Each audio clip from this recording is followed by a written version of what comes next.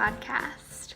Today is Monday, May 15th, 2017, and I am podcasting in southwestern Connecticut where I live with my husband Scott and our lovely cat Varen. There we go. Alright, so today in my mug I have coffee.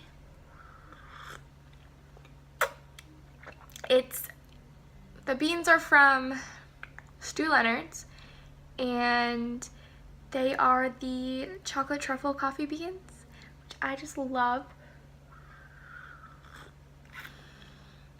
And it's just amazing. This is how I get my chocolate fix, because so I have migraines, so I can't eat actual chocolate, but the chocolate flavor in coffee beans apparently comes from how they roast them. So I can have this, which is nice. But if you're deadly allergic to chocolate, don't hold me to that. Do your own research, but I don't have a problem with these beans. So anyway, that's enough rambling, and I will flash on the screen here where you can find me on social media. So here are all my links. I am most active on Instagram, and yeah, and my blog. So today, this morning while I was waiting for the sun to come in through our living room window so I could have good lighting for filming, I was updating my blog. It has a new theme, and I really like it. I'm really happy with the way it's turned out so far. Yeah, so you should go over and check it out. That's the URL is myrebethheitman.com. So that is also where you can find the show notes for this episode and all of my podcast episodes. So yeah. So we can get into what I've been working on and what I've been making. I'm going to start with my finished objects, and I have two, which is really exciting because I haven't had a lot of time to knit and a lot of finished objects lately. So last week was finals week, and I'm done with school. So now I feel like I have all this time to knit, particularly since I don't have a job yet. So we can talk more about that in my ramble segment. But right now I'll show you my finished objects. So my first finished object is a pair of socks. This one's upside down. It's a pair of socks. I know that's not really surprising because socks are half of what I knit. So yeah, so these are a pair of birthday socks for my brother-in-law Andrew, whose birthday is next week. So after I'm filming this on Monday, partially because it's time to film and partially because I need to get these in the mail. So, because they live in Florida. So I did my basic vanilla sock pattern, which is a free download on Ravelry. I think I titled it Simple Socks. I can double check and put that in the show notes. But it's a 64 stitch sock. I think that pattern, I said I used a US size 2 needle. I have since changed that. I normally knit on a US size 1 needle now, and typically my recipe is 64 stitches for man socks and 60 stitches for women's socks. Of course there are exceptions to that rule, because if you are a taller or more athletic woman, you're probably going to have bigger calves and need more stitches. But for the most part, that seems to work for me, for most of the people in my life. So 64 stitch sock Fish Lips Kiss heel, which is my current heel of choice. When I first downloaded the pattern, I couldn't quite figure out why everybody raved about it, because it wasn't any easier to do than like a regular short row heel. I mean, I guess, okay, so you don't have to pick up wraps, which that can be confusing, particularly with like a dark yarn like this. But the short row heel version I used, I didn't pick up wraps. It's actually kind of similar to the Fish Lips Kiss heel, but it's not. The Fish Lips Kiss heel. So, yeah.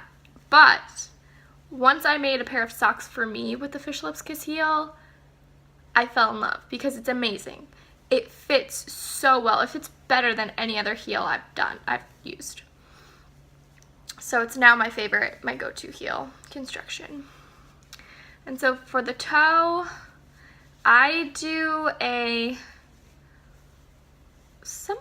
a rounded toe. It's not a pointy toe, but it's not like I've heard people say, you know, it's the rounded toe from such and such a pattern. That it's not that rounded toe, like the rounded toe, I guess. I don't know. But it is, I can link to where I found this toe shaping. I found it online, and it's just a nice rounded toe.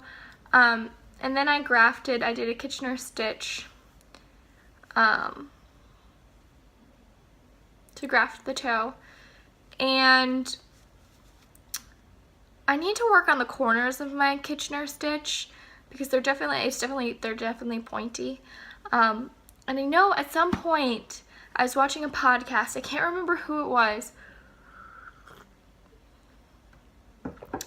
but they said they had a trick to round out the corners of the Kitchener stitch toe, and they linked to a tutorial, and at the time I was in a toe up knitting phase, sock phase, so I didn't, look at the tutorial, and I really wish I did.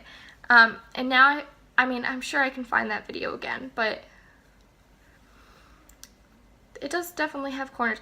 Maybe I'm just being a little too crazy about finishing my socks, but I can see the corners even if, they're not obvious to other people.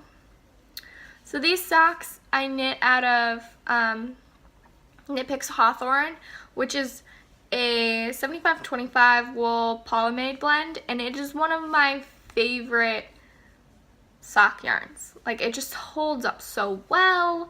It's not super thin.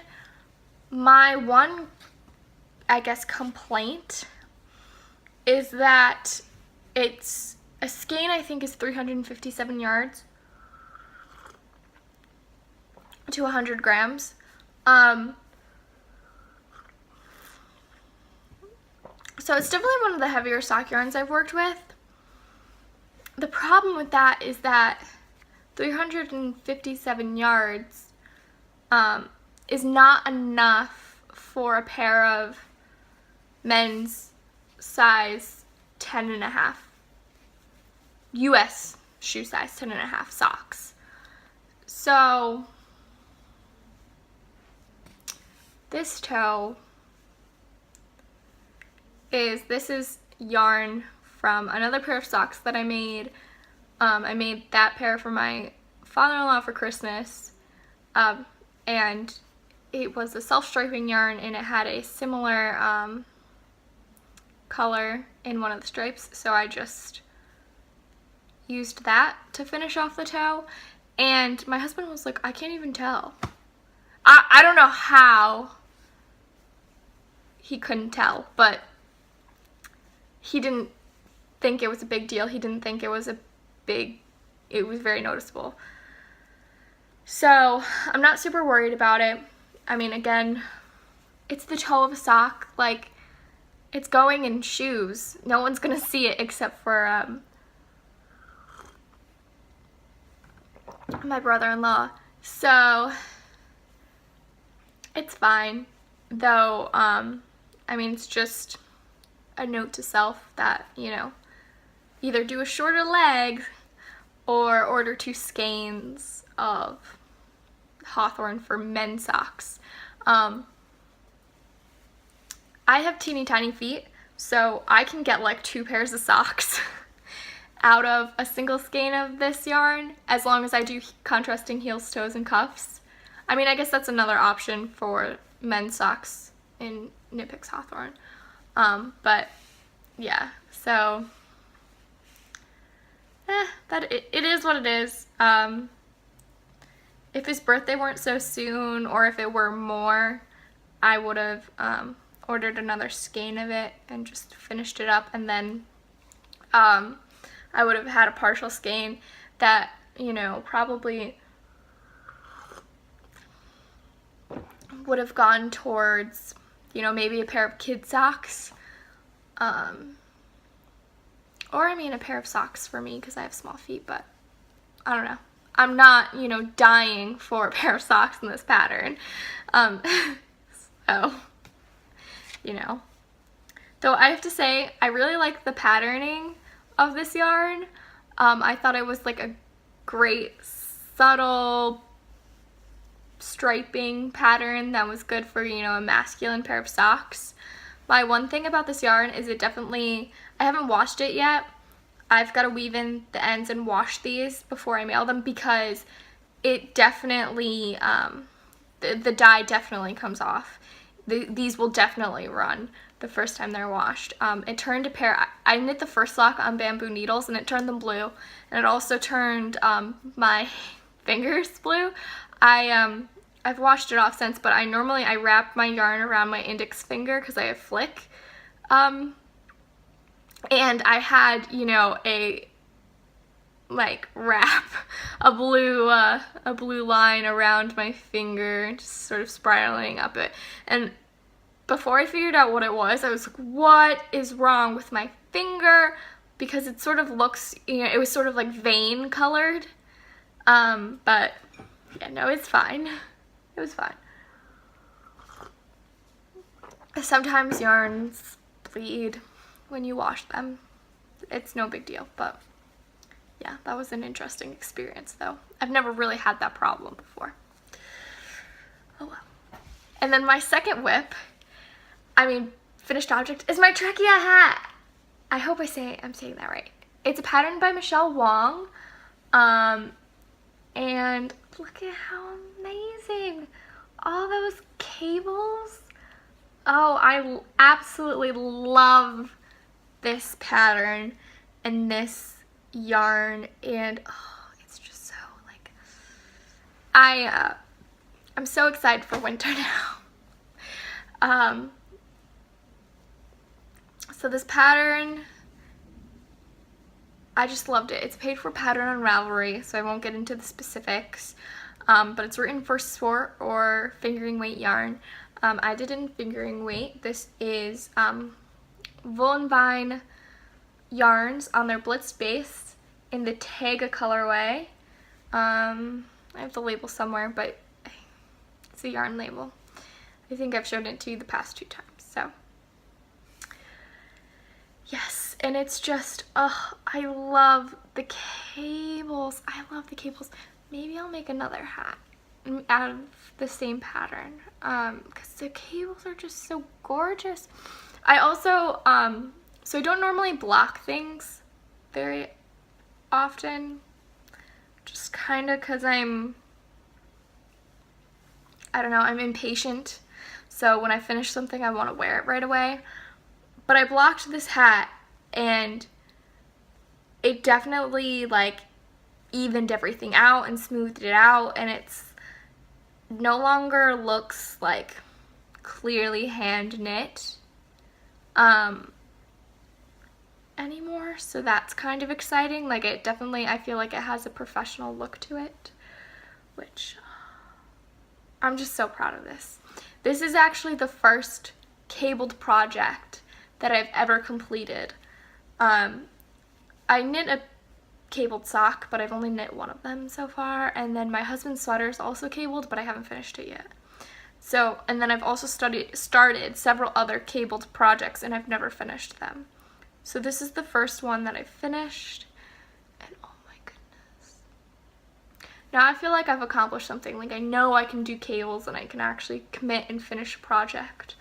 So yeah, I'm very excited about this hat. I've never knit a hat for myself before.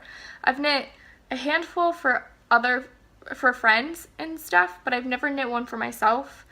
And every winter I'm like, I'm gonna knit myself a hat because I don't have a good hat and I'd really like one, and I have a small head, and so hats that fit are hard to find. I have a very small head. I don't know if you can tell, but so this hat, it fits nicely. I'm very excited about it, but a lot of times commercially made hats sort of swallow my head, because I don't know, I have a small head, so yeah, or they fall off because they're too loose. Yeah, it's a problem, but not anymore.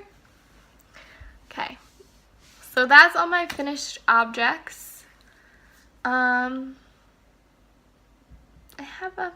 have a half object that I was going to talk about later in future knits, but I think I'll talk about it now. So let me lean over and get that. Excuse me. Sorry.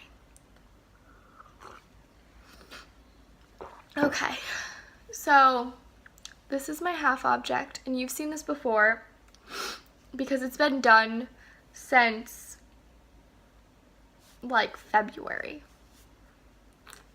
And this is my Daughter Air sock,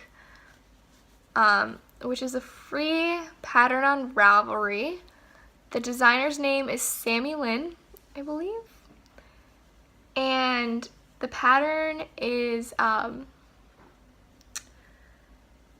inspired by a Wheel of Time character named Elaine, and she's the daughter of Andor, because Andor has queens.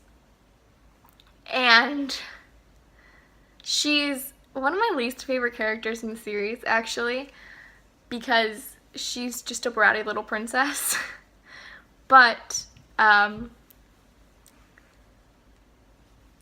decided to knit this pattern because the cables look really cool, even though Elaine's kind of a brat. The cables are really gorgeous and cabley and awesome, and it's a Wheel of Time themed pattern. Like, how great is that? So I knit this sock up. I bought this yarn on our honeymoon to Boston in January, and it is Malabrigo sock, and I have the label. One second. So it's Malabrigo sock in their Tiziana red colorway, and it is superwash merino wool, and 444 yards to 100 grams. So that's the yarn I'm using, and I have already cast on the second sock once, and there was a little mishap in which, after tinking back and fixing a mistake in one of the cables, I was rearranging my needles and accidentally pulled one out, clean out of the project, and so I had all these loose stitches, and they were all, it was this side of it, because it was this side, the front, and all of these cabled stitches were loose, and I knew that there was no way I could pick all of the stitches up without dropping anything or twisting anything the wrong way. And so I just gave up. I frogged that sock and I recaked the yarn. And I didn't have the perseverance to cast it on again right then and there. So I haven't cast it on yet, but I think I'm going to cast it on this week, partially because, so I'm done with school, and I have a significant amount of free time this week. So I'd like to cast this on, and I also, so my graduation ceremony is on Friday, and I go to a really big school, so it's going to be a 2-3 hour ceremony. So I'm going to bring knitting, sneak it in under my robe, because my robe is enormous. It's like a one size, like, fits all sort of deal, or not one size fits all, because they do hem them at different lengths, but I swear, like, the robe is just as wide as if you got the one that's for, someone who's 6 feet tall. There's plenty of room under there. I could hide a whole nother person. Which means I can definitely fit my knitting in my purse under my robe, and so I'll knit during the ceremony. I thought this would be a good project because it's interesting. I'll probably also bring a vanilla sock to do, because just in case one of the speakers is actually interesting and I want to pay more attention than I can if I'm cabling, I'll have a vanilla sock ready to go. Does that make me a terrible person? I don't think so. It's gonna be like a 3 or 4 hour ceremony, and I'm just not, I can't sit there for that long and not knit and not do anything. And I have to say, I feel like knitting during my graduation ceremony is going to look a lot better than all the people who are going to be texting and surfing the internet on their phones. So that's how I justify it. I mean, you can tell that I'm like a teacher's pet because I have to justify not paying attention during my graduation ceremony. But yeah, so that's my half object. So now we can move into works in progress. And I have 2 that I technically have 3, but so the third one I'll talk about first because I'm not going to show that one to you because I haven't made any progress on it. My third work in progress is I'm knitting a uterus. One of my friends is a nurse, a labor and delivery nurse, and she needed a teaching aid. And so she already had one knitted uterus, and she asked me if I could make her another one. And I said, yeah, and yes, sure. It's just, and I'm thinking that I would have to create my own pattern. No, you don't. The internet, there are plenty of patterns for knitted uteruses on the internet. I was quite surprised. So if that's something that interests you, Google Ravelry, you'll find something. So I showed that to you I think 2 weeks ago. I haven't made any progress on it. I mean, it's not a very sophisticated knit. So, I mean, it'll only take me, like, if I sat down this afternoon and did it, I could probably finish it. Or maybe that's not true. Maybe it would probably take me 2 days. Like, if I sat down this afternoon and worked on it and then worked on it tomorrow, I could probably get it done. So that'll be something I'll do this week. And hopefully I'll have it done by the next time I podcast and you can see it. It's something that I'm happy to do because, for my friend, it's just not a very interesting knit. So I will probably listen to my book or watch a podcast or maybe watch The Handmaid's Tale on Hulu. That was one of my favorite books in high school. So I've seen a lot of blog posts and articles about it on the internet. And I haven't watched it yet. So, because I just haven't had time. But we'll see. We'll see. I'm looking at my cat, who is under my husband's desk. He's not working from home today. He's actually in the office. And I think she's sitting under there because it's shady. But so, I'm a bad housekeeper. And it's quite dusty under there. So she's sitting in a pile of dust. Poor cat. I mean, most of it's her fur, but yeah. So it's just interesting that she's sitting under there, because she doesn't typically, pick a spot on the floor to sit. So, I mean, hey, if that works, go for it. But I digress. So, moving on to my works in progress, for real this time. My first work in progress is my pullover. So, I've gotten to the point where I have to attach the arms. So I've knit the entire body, and this is currently on just cords and these little stoppers that came with my interchangeable needle set, which this is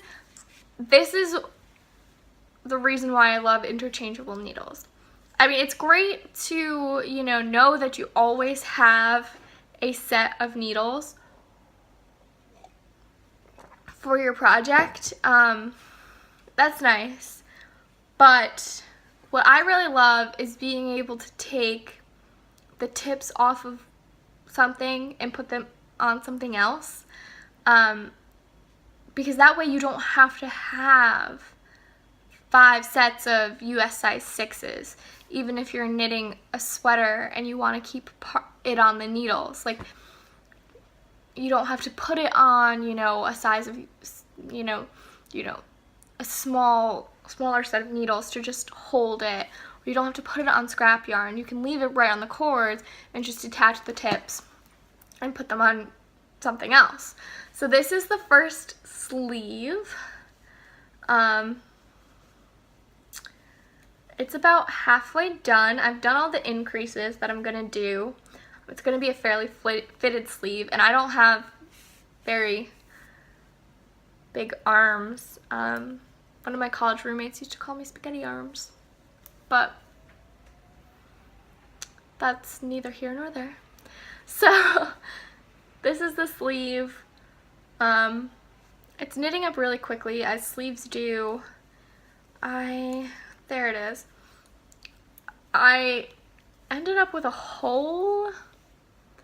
It's not quite a drop. I'm not exactly sure what I did there. But I have, 2 little loops clipped to the stitch marker. It's not a drop stitch. It's weird. I mean, I'll fix it, but I'm not exactly sure what I did to get that hole. But whatever. I'll fix it. It'll be fine. So that's the first sleeve. I'm hoping that I'll finish this sleeve today or tomorrow. I'd like to finish the sweater by the end of the week. That would be really exciting.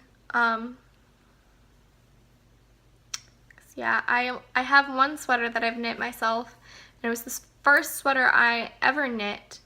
And it doesn't fit super well. I mean, for a first sweater, it's sweater shaped. It's got arms and a body and a neck hole, so it's got all the parts a sweater needs to have. But it's a little lumpy and bumpy, and I didn't size the yoke correctly. The instructions I followed, it was a like create your own sweater recipe sort of deal. They suggested, knitting up the yoke until, so if you have to just decrease, 28 stitches to get to the neck hole size you want. You're going to decrease 4 stitches each round. 8 stitches each round. So say you want to do 64 because that's easy math. So they recommended, you know, decreasing every other round. So if you're decreasing 8 stitches per round and you have 64 stitches you need to decrease, that's 8 rounds of decreasing.